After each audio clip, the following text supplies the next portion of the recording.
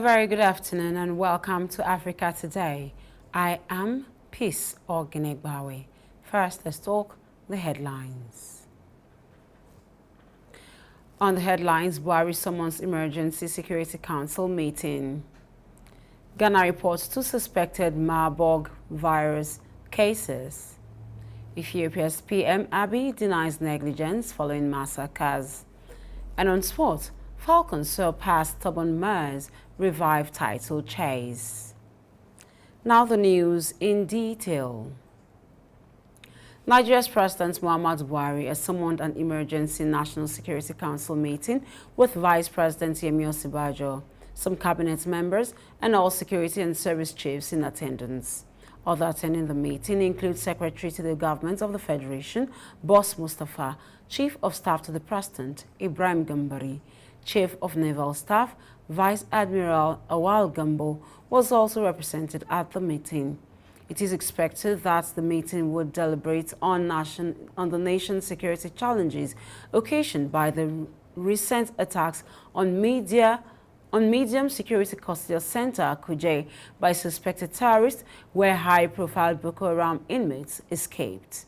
The president had on Wednesday visited the custodial center, where he expressed disappointment with the nation's intelligence system.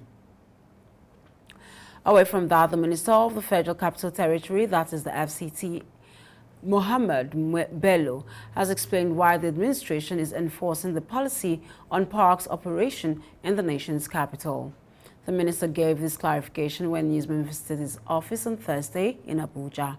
Bello noted that his administration decided to revert to the policy in order to ensure the attainment of 40% threshold of green areas in the city. The minister, who explained that the abuse on green areas had affected the ecosystem, added that government realized sometimes in the mid-2000s that it was simply impossible to maintain all the green areas, giving concession on green areas to private operators to develop as parks. The minister stated that almost 95% of those who took parks under concession converted them into structures, thereby abusing them and the environment. According to Bello, Abuja is a city where most people are workers, and creating parks in neighborhoods is to enable families within each neighborhood have a place to relax.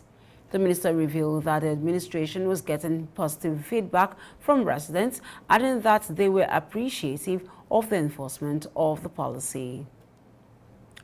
Away from that one, the Nigerian Senate has expressed their displeasure with the management of Kuje Medium Security Custodial Center early hours of Wednesday by terrorists. Lawan expressed the disappointment when he led other principal officers on the spot assessment of the facility attack, described it as a very disappointing and a failure of the security system. The Red Chamber of the National Assembly said they were unhappy with the absence of a functional closed-circuit system, which is a CCTV at the prison, which incapacitated management and security from preventing and responding appropriately to the attack that led to the escape of over 800 inmates. According to the Comptroller General of the Nigerian Correctional Service, Haliru Nababa, 51 security officers were said to be on ground as at the time of the attack. Thereafter, the Senate President told the Comptroller General to ensure proposals such as procurement of CCTV and other tracking gadgets as well as enough security personnel at the center in 2023 budget. Having this kind of situation today in the FCT, that we have criminals of the terrorists. Criminals came around here, they must have hibernated near these communities. People would have seen them.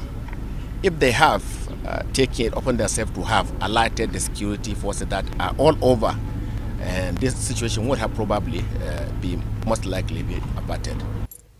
The army, along with other service and security agencies, are not deterred and will continue to do our very best to check that even those criminals that have done this will be on their trail, along with other supporting services and agencies.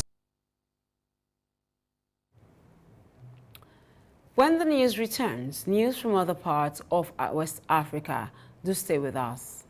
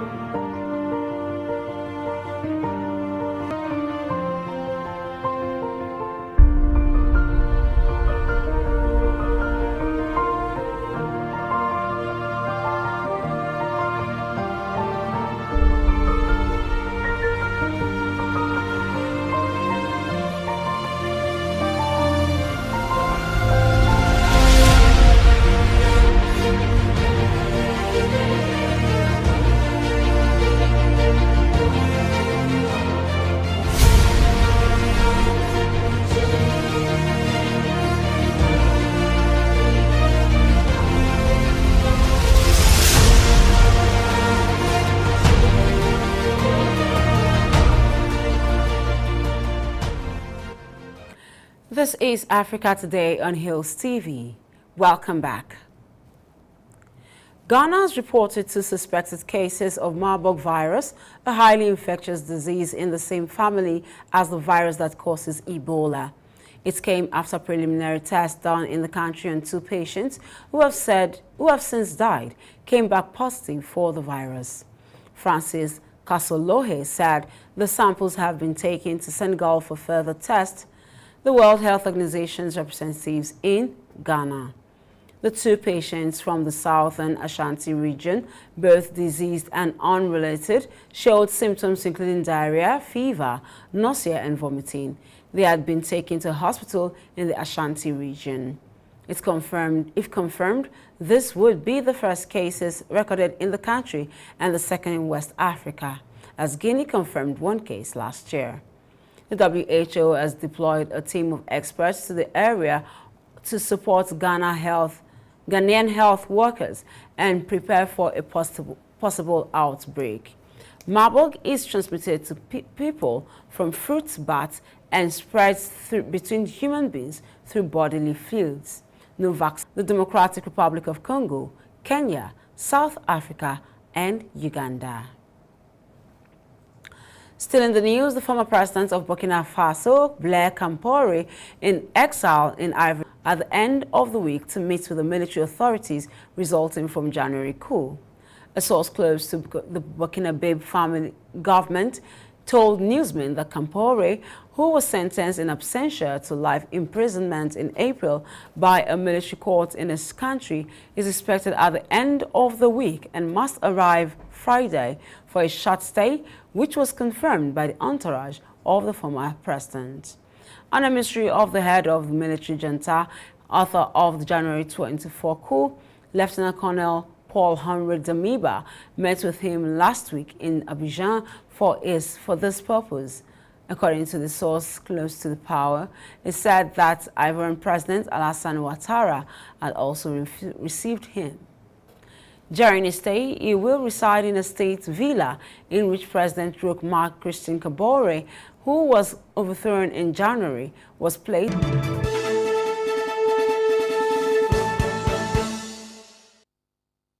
Welcome back. Ethiopian Prime Minister Abiy Ahmed on Thursday defended his government and the country's armed forces against accusations of negligence following a series of grisly massacres recently in the restive region.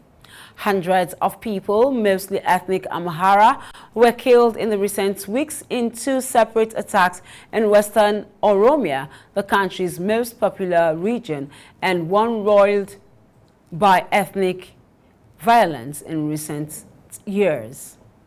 The government has blamed the Oromo Liberation Army, which is OLA, for the massacres on June 18 and July 4 of mostly ethnic Amhara in Kelem, Wolega, and West Wolega, claims the rebel group has denied. According to a spokeswoman, 338 victims of the initial massacres had already been identified. Meanwhile, the African Union Commission has called for an investigation into the killings and urged the government of Ethiopia to ensure the protection of all citizens and civilians by preventing such atrocities in future. Up next is business news. Stay with us.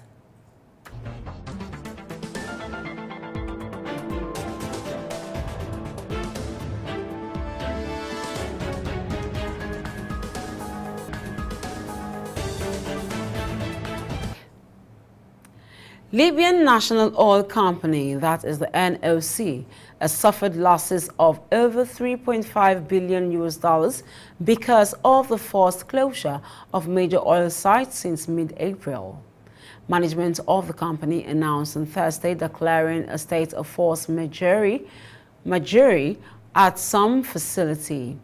After the expiry of the 72 hours and the loss of more than 16 billion Libyan dinars, the NOC has decided to declare a state of force majeure on the facilities in the Gulf of Sirte, that's in the north.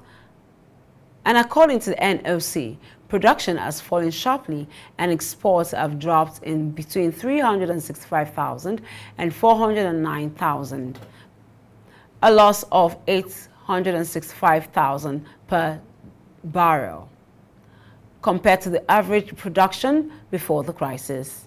In addition, 220 million cubic meters of gas are lost every day, although